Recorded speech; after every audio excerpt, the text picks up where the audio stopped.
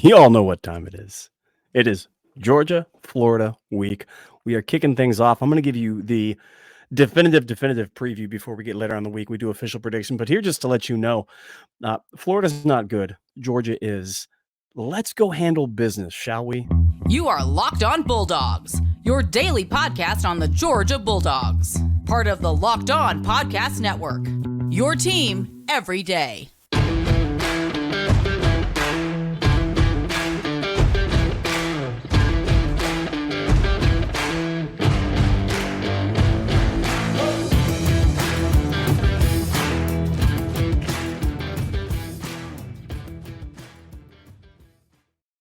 Welcome back, everybody. This is Locked On Bulldogs, part of the Locked On Podcast Network, your team every day. Thanks for making us your first listen. I am Clint. Daniel's out of town, but he's going to be back just in time so we can actually, enjoy the stomping that we are going to give Florida. Down at the cocktail party, it's exciting. This week is Hate Week. Let us hate Florida together this week. Follow us over on Twitter, Dawgs Podcast, as well as hit that subtext. Get over to YouTube if you are listening to audio. And if you're on the video side, go over to the audio and subscribe as well. We are talking all things Georgia football as we gear up for this cocktail party that is coming on Saturday. Unfortunately, we do have, Uncle Gary on the call, which I understand. Just don't engage. It's going to be fine. It's going to be great. But we're here to talk about three things today. One, we're going to talk about how Georgia has looked thus far and a couple things that people are losing their minds about still to this date. We are this far into the season and people are still losing their minds about really kind of silly things. We're going to talk about that. Secondly, we're going to get to why Florida is bad. I'm going to talk about, yes, we're going to go through the schedule. We're going to see how Florida has done. We're going to see that apparently everybody calling Mertz the next great SEC quarterback. This is bad. It's a bad take. We're going to talk about why that's a bad take. And then third, we're going to hit a little bit around the league, talking about Florida's opponents as well as Georgia's opponents, who has done well, who has not done well, and then how the SEC is changing before our eyes. This just in, Tennessee is still bad. If you're over on the audio side, I'm showing my 41-0 t-shirt for the drubbing that we gave Tennessee a couple years ago. Look, Tennessee is bad. Bama's still Bama. I don't know. We're seeing the decline, but they're not Tennessee bad. Ole Miss went into Jordan-Hare and realized just how difficult that place is to play. We're going to talk about that in the third segment, but let us begin. Let us start talking about our good friend, my friend and your friend. If you don't understand who Dawgs Stats is, go over on Twitter, find Dawgs Stats. This man is a treasure trove of understanding of analytics, metrics, things that measure, things that succeed, things that show us just how bad, just how good teams are, what a good win and what a bad loss is, and how those things work out. And I'm going to start here. He put out over on Twitter for us, again, treasure trove. This guy is fantastic. Please go follow him. This is what he tweeted today. Two teams have offensive yards per play of greater than 7 yards and defensive yards per play of less than 5. Okay, so here's what this means. On offense, a per play yardage over 7 yards. And on defense, you're giving up less than 5 yards per play. There are two teams that have that currently. One of them is Georgia. The other is Oregon. Those two, and then Washington, Michigan, Ohio State, Notre Dame, LSU. The only Power 5 teams with a net yards per play of 2+, meaning you take how much yards you give up per play on defense, how many yards you give up, or how much you gain on offense per play. The difference of that, Georgia, Oregon, Washington, Michigan, Ohio State, Notre Dame, LSU, only Power 5 teams to net greater than 2, the distance between those two numbers. Here's what this means, and here's what we've been trying to tell you this entire season. We understand Georgia is not what it was last year defensively. I had a little mea culpa. I had a little, admittance, a little looking into a candle, a little putting on some robes. If you're a longtime listener to the podcast, I had some heart to heart with myself and realized this defense is not what I thought it was going to be. Okay, I understand. But it's not as bad as y'all making it. Like, sincerely, I'm going to list you defenses that have a better yards per play than Georgia. Just kind of a smattering, if you will. Georgia, again, giving up 4.39 yards per play on defense. Ohio State, 3.93. Very good. Michigan, 4.18. UCLA. I told you how UCLA had a good defense. 4.34. Penn State, 3.67. Duke, who, by the way, Duke just, my goodness, 4.69 yards per play. That's close to where Georgia's at. Clemson, 4.3. Alabama, 4.56. That's higher than Georgia. I thought Alabama had the best defense in the SEC. Do you see what I'm saying? Now, there are teams that have it better. Again, Ohio State, Penn State, Michigan, giving up less yards per play than Georgia. But Georgia is in that top 5, top 10 defensive discussion. Net 2.74. Oregon's got 3.08. Washington, 2.9. Georgia, 2.74. Difference between those two. And then it goes down from there. Guys, we are the third best team as it pertains to net. Our offense is gaining 7.13 yards per play offensively. LSU and Washington, two of the best offenses in the entire college football landscape, 8.09 yards per play. Okay? Georgia's right in there with USC on offensive yards per play. Guys, I don't know how to break this to you. I don't know how to tell you. I don't know how to let you down easy, so I'm not going to. Georgia is great defensively. Yes, you heard me. Now, compared to what we were the last 2 years, are we that great? No, we are not. That is historic level, elite great. Are we great compared to everybody else in college football? Yes, it's definitive. It's not an argument. It's not a, well, you never know. Blah, blah. The one problem we have seen so far in this Georgia defense is getting a pass rush. We have not graded out well, getting a pass rush going. We have not seen guys flash. That is true. I understand it's difficult. It's hard. Yes. But this just in, we are still getting the job done at stopping teams from gaining yards. And that, if I remember correctly, again, keeping them off the scoreboard and keeping them from gaining yards. Let's talk about what we've seen.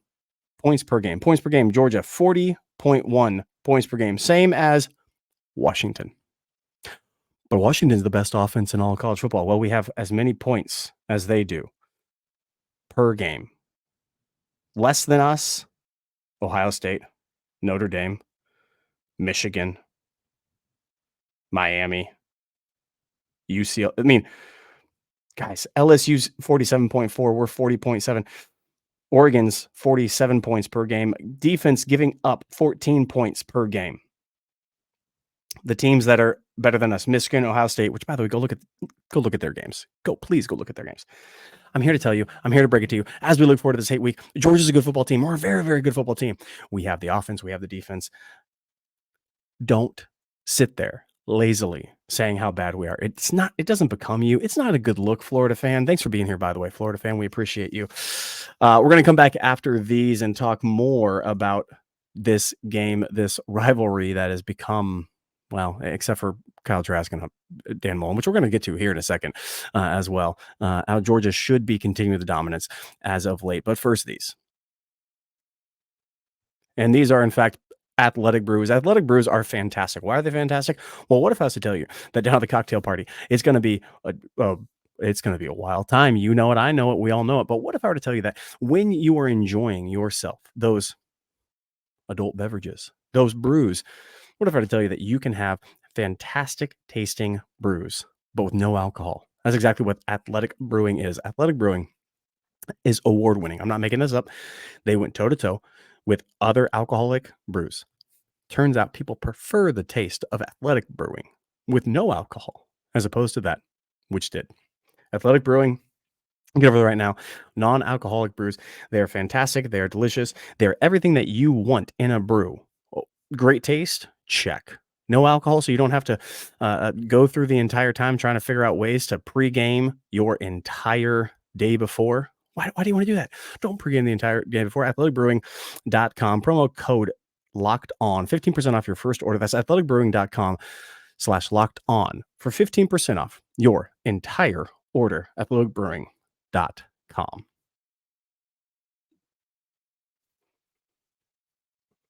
All right, here's what else we're talking about. We're talking about just how bad Florida is. Now, the same stats I just gave you about Georgia, how good we are. Yes, we are good. Carson Beck doing some things. Brock Bowers doing some things. But again, for the national media that is lazy, for Sam Acho, which please, we enjoy football. Like, I enjoy football. Pat McAfee, Sam Acho, Desmond Howard, they all sit in a camp of hating football. Liking self, man, do those guys like themselves. Holy jeez, they love themselves. Do they enjoy football? Questionable. And here's why I say that. No, Caleb Williams and Brock Bowers shouldn't sit out because they're competitors, they're football players. They are not you, Sam. They're not. You can make these calls because you're just a weird dude on social media. And you're just a guy who wants to talk all day long. These guys want to play. And if they don't want to play, they're not football players. And if they're not football players, they're commentators. And if they're commentators, they're going to run their mouths. That's what they should do. You keep doing you, but please don't ruin football for us. Or this is what I should say. Please, people don't listen to him. Don't follow him. I excuse me, by the way, for that. Let's talk about how bad Florida is. Here's how bad Florida is. Let's get to the yards per play, the offensive, defensive side. Again, Dawgs Stats is where you need to go. Twitter, Dawgs Stats, great dude. Love him to death. Here's what he's given us. I'm going to go to Florida and how they have fared, where they stand. And guys, this just in, it's not great. It's not glorious. It's not what you want to see if you're a Florida fan, if you're a Gator fan. But here's where they are. Offensive yards per play, 6.2. Now, that's not half bad offensively. Defense, 5.73. Again, one more time. Georgia has 7.13 yards per play offensively. Florida, 6.2. Nearly a yard difference. Georgia, 4.39 defensively. Florida, 5.73. That's not great. That's more than that yard. We're already 2 yards net right there. Difference between all of us. Only 6 teams do that entire college football. We're already doing that past Florida already. Net is 0.47. So the difference between the teams, Florida yards per play, and the teams they play is half a yard difference per play. Now, again, that adds up over time. I understand. But if you're talking points per game, 29.1 points per game, Florida's averaging, and 20 points given up. That's a 9-point differential. 9 points. Georgia's not 9-point differential between, we're 26-point differential. 9 to 26-point differential. Half a yard is what their difference is. Ours is over 2. Florida does not have the same type of offense as you think.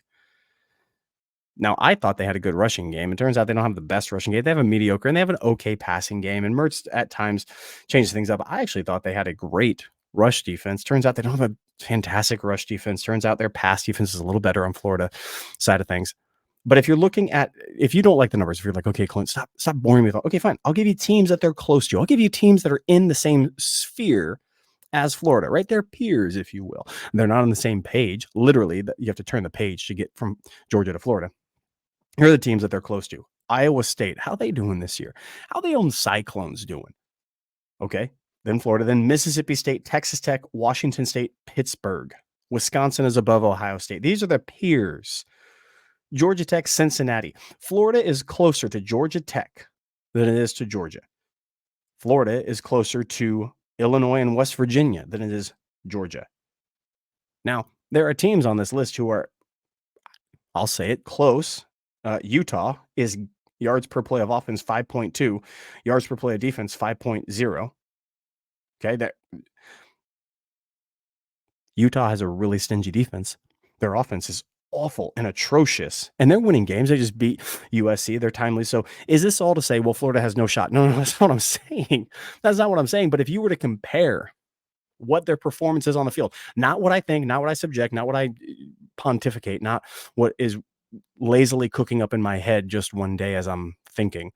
But if you're actually looking at what happens on the field, Georgia is head and shoulders above Florida. Florida is down in the dumps with a Cincinnati, with West Virginia, teams like that aren't producing great on the field. And yes, Utah can go ahead and get some things going. That has more to do with Kyle Whittingham than anything else. But Kyle Whittingham and Billy Sunbelt Napier are not the same. I'll take Kyle every single day of the week.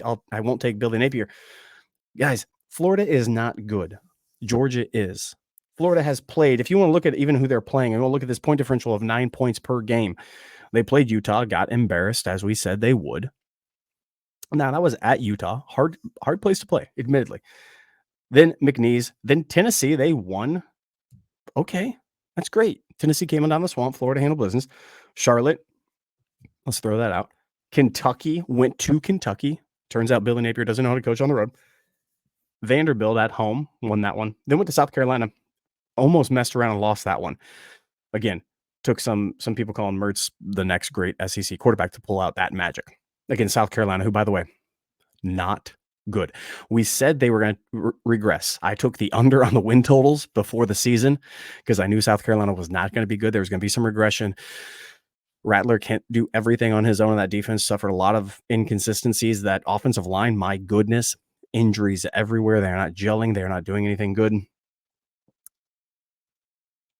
Florida is only beating those teams by an average of 9 points. That's the margin.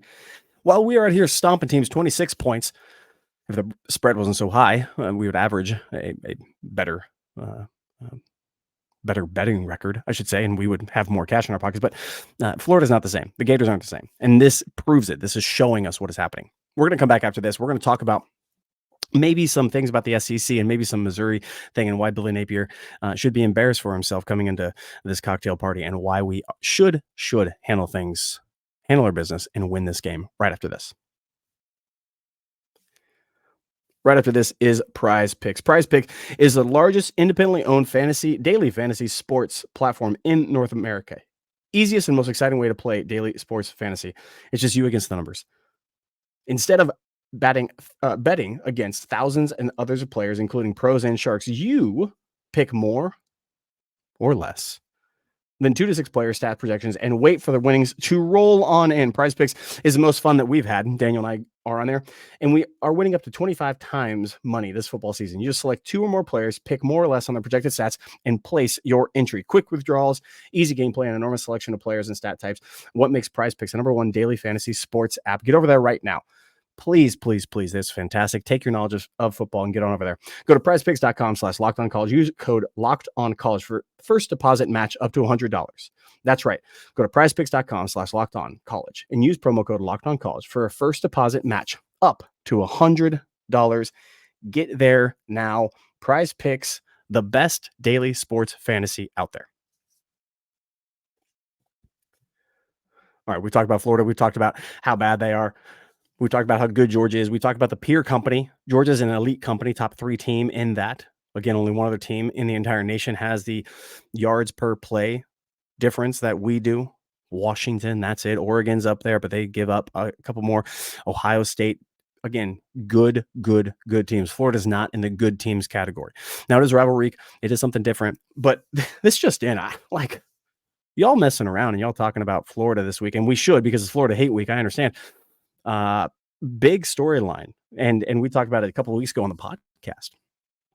We said, can Georgia make its way through this schedule, this very, very difficult schedule, if Hupel didn't decide to go ahead and just hate good things? My gosh, y'all know how bad it is to be Hupel right now.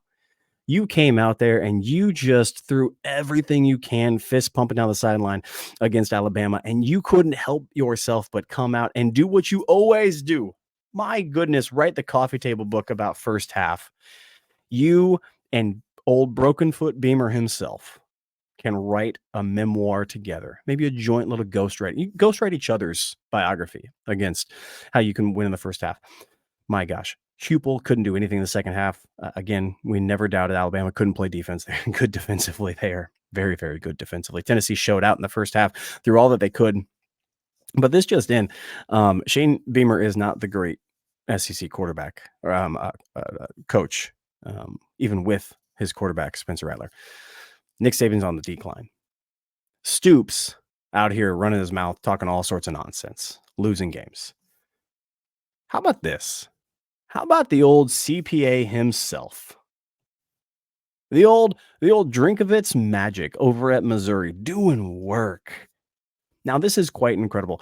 Drinkovitz is what I think everybody thought Billy Napier was going to be. Drinkovitz is a guy who does analytics and stats and is not intimidating by any stretch of the imagination. Came from lower ranks up to the SEC. Do you see some similarities between Sunbelt Billy? I know Sunbelt Billy likens himself to some heavyweight boxer that can push people around. You can't, dude. Stop. It's embarrassing. But Drinkovitz understands who he is, knows what his task is. And guys, he is coaching them up and he is dialing. That offense is good. They have the best wide receiver in all SEC, top 5 wide receiver in the entire nation. No argument, zero argument there. You can find it with anybody. A defense that is big, strong, fast, physical. An offense that is doing amazing work. Now, it's going to be interesting because like we've seen Washington this last week, Washington messed around with errors. I don't know what you're doing, Washington. Like, talk about a letdown, talk about coming out here, playing your best game and then playing one of the worst games. But y'all, they put up on film something that you can go against that offense and attack them. Penix was not as great as he was advertised to be in that game, and great quarterbacks need to elevate themselves. Caleb Williams, you can't do it. I understand. But this is wild to me that Washington, the offensive juggernaut, somebody game plan, somebody watched film enough, somebody, I don't know, had some time to look at what they do and get after them after a big spot somewhere. Florida was looking at Washington was looking at Oregon. Missouri is in a couple weeks. Okay, I understand. It's hate week. It's Florida week. Concentrate that on. I'm not a player. I'm not a coach, so I can look forward to Missouri. I can do two things at once. Two things can be true at once, as we're famous for saying on this podcast. Missouri is going to be a problem, a real big problem. And Drinkovitz is a great coach. I hate saying that. He's a great coach. He's an offensive mind. He gets the ball in a playmaker's hands. Cook is not a great quarterback, and he is making him look like one. He is everything that we thought we national media types who, by the way, don't listen to national media types who don't know how to cover sports. They just talk. We thought Sunbelt Billy was going to be that. Florida fans are all over here, by the way. Hi, Scully Ready. How y'all doing? He's not anything like Drinkovitz is better than him. Drinkovitz is putting him in a locker. Drinkovitz is doing the thing with he's making more. He's developing players. He's getting offensive systems. He's putting the ball in the playmaker's hands. It's quite incredible what he is doing. Let's focus on Florida. Let's go through cocktail week. I think we're going to handle them, but Missouri's a good squad. They're a very good squad. And comparatively, it's embarrassing to see Sunbelt Billy not be what everybody thought he was going to be at Florida. A couple other musings. Man, it seems like Sam Pittman's time at Arkansas is coming to an end after this season. It seems like he's done after this season. I just am going to call it right now. I hate saying that. I really, really do hate saying that. USC, you're an embarrassment, and we knew you would be, and we thank you for doing you. Thank you, Caleb Williams, for doing you. Thank you, Lincoln Riley, for showing us out. Here's my final musings. Here's my playoff prediction. This is just for the 199. If you're not part of the 199, you're a loyal third segment listener. You're here anyway, so welcome to the 199. You're here. You're it. Congratulations. Here's my prediction. Oklahoma making the college football playoff. Florida State making the college football playoff. Georgia making the college football playoff. Washington making the college football playoff. Those are my teams. That's who I have. Not Ohio State, not Penn State, not Michigan. I think Michigan messes around. I really, really do. There's just too much. If I know anything about Harbaugh, there's too much hype. He's going to ruin it as well. This has been Locked On Bulldogs by Locked On Podcast Network. Every single day we're covering them dogs. We will see you guys next time. See ya.